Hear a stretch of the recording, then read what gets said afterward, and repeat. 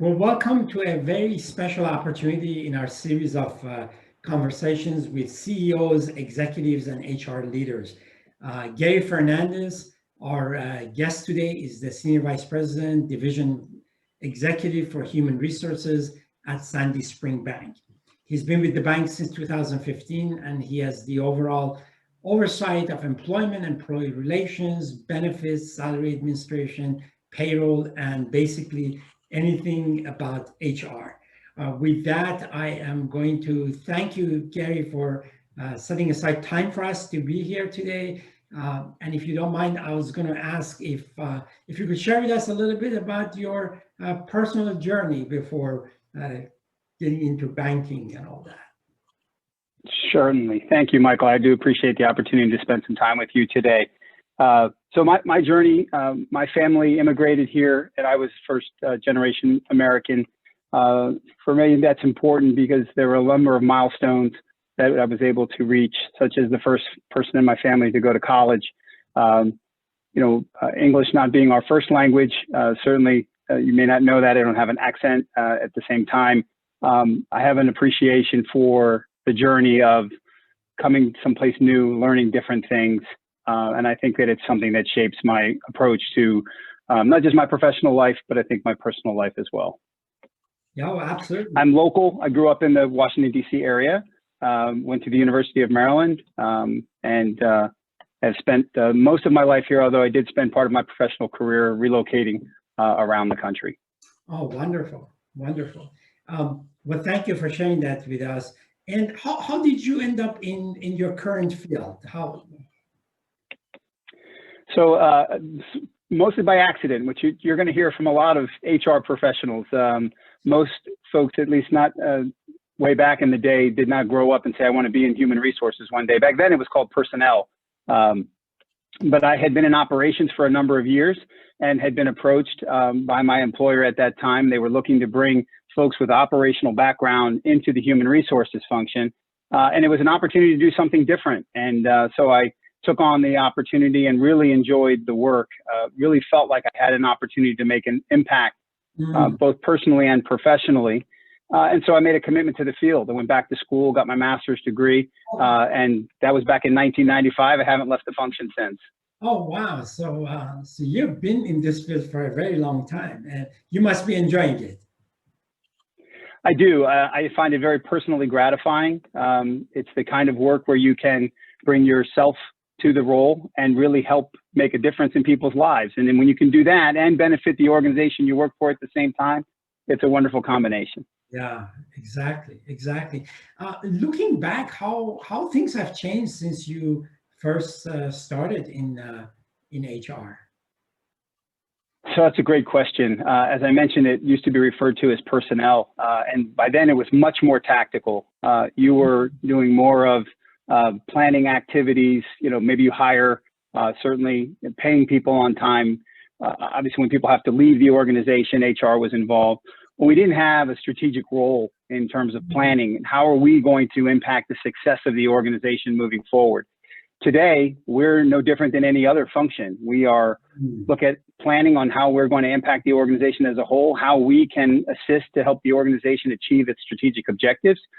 We have financial goals, we have personnel goals at the same time. And so it really is a combination of the most important aspects of the business all bound into one. Yeah, absolutely. That makes sense. From whatever I study about organizations, what comes up again and again is hiring the right people and making sure they have the resources to accomplish what you would like them to do. And all of that comes back to HR, right? That's very much an HR mission, so to speak. What are some of the important things ahead as you're looking to the future? What are some of the important things that you would see and would like to accomplish for the bank? Well, the bank has grown significantly since my arrival back in 2015, and we have goals and aspirations to grow even further. So when you think about sort of what we want to accomplish, it's really around, do we have the infrastructure in place to support a larger organization? That means having more technology to support our human resources, making sure that we have the right people in place, to your point, to do the jobs that we need them to do, and also having a robust brand that people want to come and work for your organization.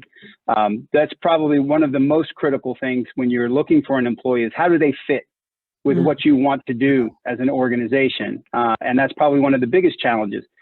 The other is, do we have the ability to develop our people from within? We cannot simply rely on the market to meet all of our goals. So it's a combination of both external and internal processes to help us get the types of people that we need to be successful. Okay, that makes sense. I hear that, some organizations have a strong emphasis from growing from within. Some others are more open to have a balanced approach. Not that the other one is. What are your thoughts? What's the right approach there, so to speak? So I think we do take a balanced approach. In the past, we relied very heavily on the external market. As we've grown and our needs have grown, we simply can't sustain ourselves by only going to the outside. And we do a wonderful job of bringing people into the organization. And one of our value propositions is that people can grow with us and can, learn different things and expand themselves in their careers. So having a commitment to internal mobility, giving people an opportunity within the organization to grow, is certainly something that's part of our overall strategy. And we think a balanced approach will allow us to have the best of both worlds. Yeah, that makes perfect sense. As I'm listening to you, the immediate things that comes to my mind is that as you give an opportunity to people from within, they are retaining their institutional knowledge. So that's really important for the bank. And at the same time, I'm guessing there are new skills or needs that are not in the organization, in which case it makes sense to bring them from outside. On a different note, how would you characterize your leadership style in working with the organization, and what kind of impact has it had on the stakeholders that you work with? Well, I'd like to think of my leadership style as participative in nature. I think it's very important to surround yourself with the best people and then get out of their way. Free them to be the best that they can be. And that means empowering people to make good decisions, being there to support them, give them the resources and the opportunities that they need. But I don't need to have, weight into every decision. When you trust the people that you have, they are going to continually surprise you. So we do make it a point to find talented individuals who want to come in and be part of something bigger. And I think once that's the case, then you just have to make sure that you're giving them the right environment that nurtures their strengths and helps them work on their opportunities. Yeah, that makes perfect sense. That makes perfect sense. What would you say are some of the values that are guiding lights for you and the bank? So I think having a commitment to service, being a person that is willing to serve, and that's more than just about yourself, right? That means you're going to be willing to serve the people you work with, the clients that you have. So having a commitment to be able to provide that level of service, that means you have to be empathetic. You have to be willing to listen to what the other person is telling you that they need to be successful. So those elements, when we look for candidates, like empathy, a commitment to service, an understanding that they are going to come and be part of something bigger than themselves. So, we want you to be a member of the team. We're not interested in simply personal accolades, because we know that if we work collectively together, the organization is going to succeed, and we're going to do our job in terms of taking care of our clients. That makes perfect sense. Well, that's you're describing an awesome organization to work for with those characters. That makes perfect sense. On tactical side, on when reviewing, candidates' resume or their LinkedIn profile, what makes you decide to interview someone? As a general criteria, I know, of course, skills and specific experience comes into the picture as well. But on a more global perspective, what makes you decide to interview someone as opposed to not to, as you look at their resume or LinkedIn profile? Yeah, that's a great question. To your point, there's a certain amount of specific skill set that you're looking for. So if we say we're looking for experience with a certain software platform or experience with a typical type of role, that's certainly important. But we also want to see folks that have had a diverse background. Have they been in multiple places where they've had opportunity to show success? Do they have a commitment to the community? You know, so it's a well-rounded individual. Education's important. It's not a requirement, but it's certainly something we look for. We don't get caught up in where you went to school necessarily, but the fact that you have completed some programs is important. And then we try to get a sense for how they're going to fit with our organization, because that's also critically important. And, you know, the biggest part, and resumes are hard because they don't get to tell the story, right? The individual can't really always communicate. So we'll look for a couple of elements. Is it, you know, ranges of experience? Have they done positions similar in the past? And then the critical part is getting them an opportunity to tell us their story and how they might fit with our organization. Yeah, that makes sense. I appreciate that. Okay, you know, your comments about the resume kind of reminded me a question that a lot of our clients sometimes have concerns about. So I thought this would be a golden opportunity to bring it up. Sometimes for a variety of reasons, people's tenure with one organization is shorter than when I used to you know, work for larger organizations.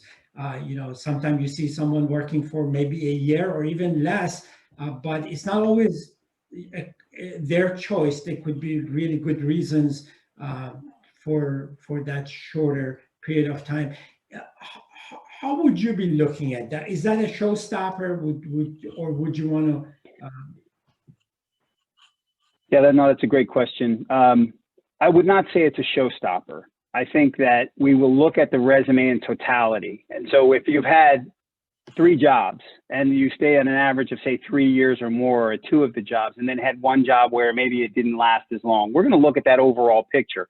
We're going to ask, you know, what happened in this environment that might not have been the right fit. Look, the fact of the matter is that candidates have been told for years and years now that staying in one place for too long is a detriment. So organizations have to understand that people are looking to improve themselves. And so moving between jobs may be the way to do that.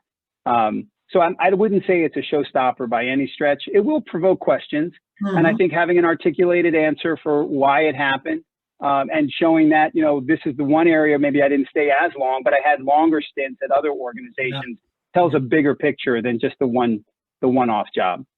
Yeah, great. I'm sure a lot of people are very grateful to hear your thoughts on that. Similarly, when you interview someone, when the company is interviewing someone, again, what are some of the general things that, irrespective of skills or experience, you would like to see or hear or are important during the interview? So a couple of things. I think most employment managers want to know that you did your homework. What can you tell them about the organization that you're applying for? Too often, a candidate will come forward and apply, but maybe not know enough about the organization. And we want you to pick us, and you want us to pick you, and we want you to pick us. And so having an interest in saying, oh, I read about your organization. It really impressed me that you were recognized here, or your latest news around this product was really exciting, shows that you took a little extra effort to learn about the company as a whole. And the more you're interested in the company, the more I know that you've taken the time to see whether you see yourself in the organization. So I think that's important. That's a great point. That's a great point. I appreciate that. Important interview preparation tip there for everyone. How much of a difference will it make in the hiring decision if the person is introduced by other employees and other employees can vouch for them, so to speak? Sure. The referral in our organization is one of our primary resources. And again, you want to have someone that knows you, may be able to vouch for you, or may be able to speak to your experience. More importantly, the referral has told the prospective employee about the organization. So you're coming in, you may already know more about it, and that's attracted you to our company. And so I think that again is a two-way street. It's not necessarily about who you know, but now someone else has given you a chance to learn about our organization and you're still interested in applying. And so that tells us that they're further along. There's not as much of a learning about one another as you would find otherwise. So we do rely on it. We also want you to come and feel welcomed in our organization. And that's why, you know, we are committed to having a diverse workforce, because we want folks to come in and be part of something larger, but we also want them to feel welcome at the same time. And so referrals help with that at times. That's wonderful. That's an insight. I hadn't thought about it from that angle. So I really appreciate you sharing that with me. Another question kind of related to employment. A lot of candidates, at least, you know, when we work with them, they have a lot of concern about this question about salary expectation. They are very concerned that when they are confronted with that question, what is behind it? Am I going to be leaving money on the table, or you know, how should I be answering that? From the employee's perspective, what are some of your advice for that question? So it's always an interesting topic when you start to get into salary. I will tell you our philosophy at Sandy Spring Bank, we want to put our best foot forward. So we will do our research in advance and what we think we can pay for a particular role. The question we ask around salary expectations is very similar to fit. If the salary point is A, but the other person is much further along, we're worried that they're going to say, sure, I'll be happy to take the job, but really not be a good fit because they probably had a much higher salary expectation. It's generally very rarely designed to determine how we can get a candidate for the least amount of money.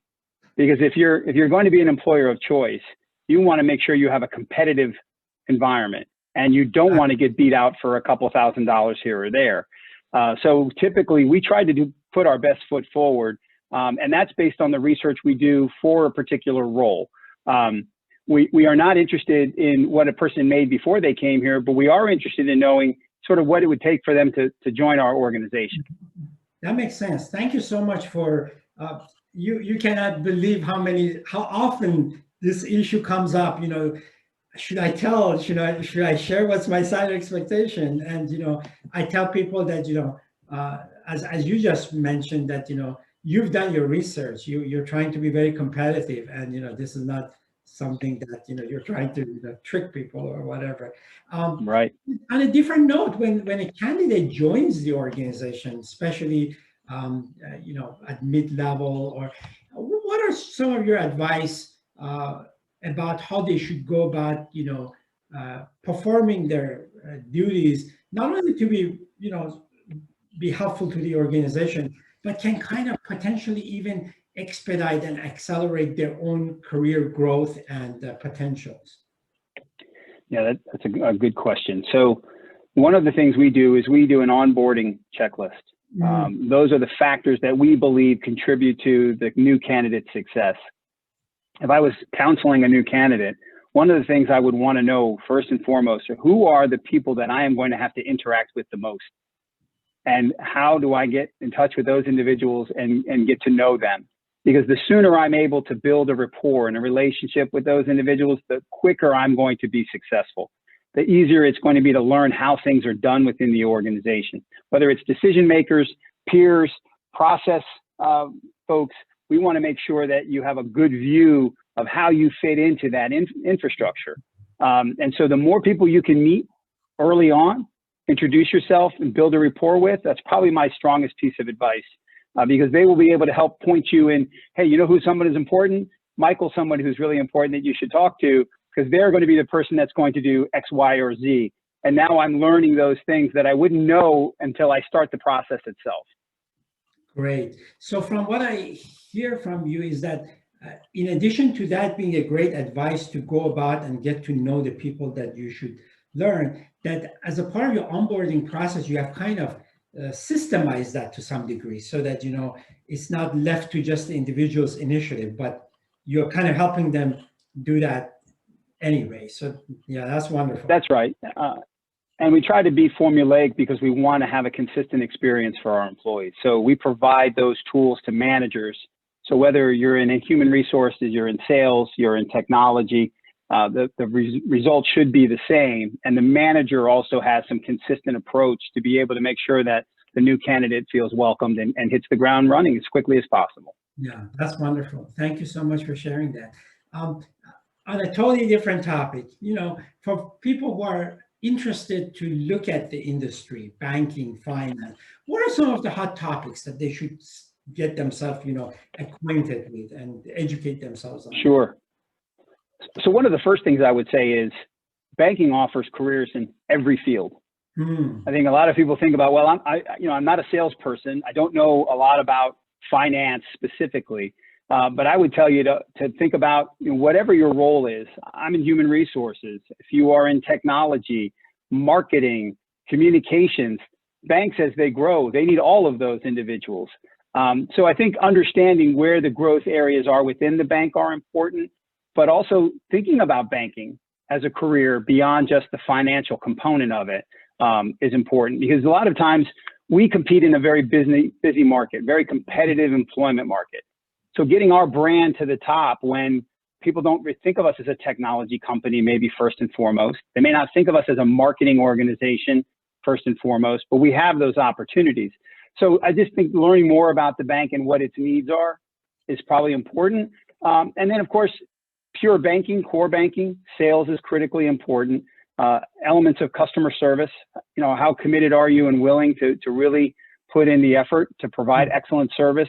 That's what banks are looking for. People that get it, that want to be committed and are interested in helping clients be successful.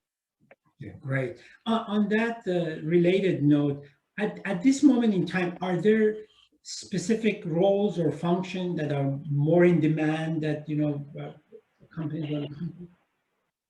Sure. Well, and in banking, as I mentioned, sales is always in play, right? So you're always going to need great salespeople. But I will tell you, project management is a big field for us today. We're currently have active searches going on for project managers, folks involved in technology, whether that's in the digital space, looking at platforms, so different software, because we are implementing all of these different technologies, whether it's for our customer service center, or it's our customer relationship management system, human resources management systems. So technology is also an important part, especially as we grow. That's an area where we're continuing to add more resources. That's wonderful. So you're just opening up a window to me that I had never thought about. It looks like bank is such a technologically advanced environment that there's really a lot of demand for technical information technology, as you said, project management and other requirements as well. So that's great. Definitely. For earlier stage employees, the younger professionals that are joining bank, do you have any advice about how they should go about to keep the right balance between doing the best they can to show themselves, at the same time, keep a balanced life? Any thoughts on that? So a couple. I think there's the professional component and then there's the personal component. From a professional standpoint, have a path in mind of where you want to get to, but don't let what's available to you today get in the way of that. So in some cases, I would encourage someone who's new to the field, take the role that's in front of you, get inside the organization and grow from within. So that's important. Once you're inside, share your aspirations, talk about where you'd like to go, have those kinds of conversations with your leadership team around what you want to do as you advance.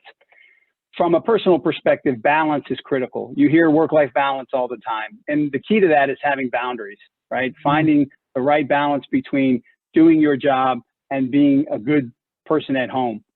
That could mean being involved in your community. That could mean continuing your studies. That could mean taking care of a family. Could mean any number of things. But an employee who feels like they have balance is going to be as successful at work as they are at home. And so sacrificing one for the other, when one's suffering, you're not bringing your best self to work. No. And I get it's not easy because new employees, they want to show how productive they are. They want to show that they're committed.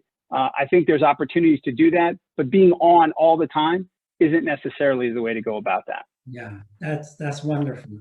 That's wonderful.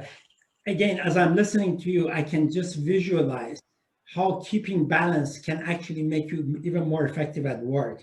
in the long run. Yeah, that makes perfect sense. Getting on a different note, how would you see Sandy Spring setting itself apart? What does the bank want to be known for, and what is positioning in the marketplace? So as I mentioned, we've done a lot of work around establishing ourselves as an employer of choice. And what does that mean? That means that people can come to Sandy Spring and feel like they're able to make a contribution, feel that they are valued by their organization, and like what they do. So when you can combine those, it doesn't matter what your business is anymore. It's around how people feel when they come to work for you, how you give them the opportunities to be their best selves, and at the same time have meaning to the job that they do. So we have been a well-known secret. We've been in the market for over 150 years, and yet we've grown significantly. Only, really recently have we doubled in size over the last 5 years. And so tremendous opportunity, but a lot of people think, oh yeah, they're a bank, I've heard of them, but I don't think about all of that, what that means and the opportunities that could present itself. At the same time, as an organization, we are fiercely committed to our communities, and we want people that are from our communities that can come in and be supportive of what we do as a community bank. And so I think you find people that really want to have meaning to the work that they do. They want to feel appreciated, and they want to like the people they work with. And I think those are the things that we offer as an organization. So if that's important to you, Sandy Spring Bank is a great place to start. That makes sense. That makes sense. Perfect. And on a personal note, how would you want to be remembered by your colleagues, by people that you mentor, lead, and work with? Well, as I mentioned earlier, I think it's important to surround yourself with talented people. I hope that the first thing they would say is they absolutely made the right choice in coming to Sandy Spring Bank, and that they were challenged, they were given opportunities to grow, and they were able to be successful. More broadly speaking, I mentioned we're trying to build infrastructure for an organization that will be sustainable for another 150 years. And in order to do that, we need to make sure we have an inclusive environment. So one of the commitments that I have is not just growing to scale, but growing the right way, both internally and externally, and having a diverse group of people that represents the communities that we serve. I think if I can get to that point, I would be able to look back on a career to say I did a number of good things. That's wonderful. That's wonderful. Especially the point of view about diversity and inclusion is so important for so many people. A lot of people would like to work in an environment that truly respects and embraces that. So I'm really glad to hear your passion and commitment to that point. We are kind of towards the end of our interview, and I was just curious if you have any other thoughts that you wanted to share with our audience who are getting in the marketplace, looking for new jobs and making a career change. Sure. So a couple of things that I mentioned. If I was giving advice to a prospective candidate, I spoke a little bit about it earlier. Learn about the organization. Maybe reach out to someone who works there now and do your interview. Interview the organization first before they interview you. That will give you an opportunity to determine whether it's the right place for you. Don't be afraid to take, a lateral job today that could provide an opportunity for a larger job tomorrow. I think many times folks, they only see their upward mobility as an option when moving laterally will provide so many more opportunities. My personal experience, had I not taken a challenge and a risk to come into human resources, I wouldn't be here today talking to you, Michael. I'd be doing something else potentially. So I think being open-minded, and then, making sure that the organization you choose is really where you want to be. Because I think if you're comfortable there, all the other things are going to fall in place for you. And I think that starts with really assessing what you're looking for out of an organization in advance. And that's where you go back to doing your homework. And if you talk to someone, it's no different than if you buy a product. You're going to talk to someone who already bought that product and ask them what they think. And now you're getting unfiltered feedback about what's good, what's not, what needs to be improved. And then you make an educated choice. So I think those are probably a couple of things that I would leave you with. Oh, thank you so much. Those are brilliant ideas. In fact, for all our coaching clients from now on, I will require them to listen to this video.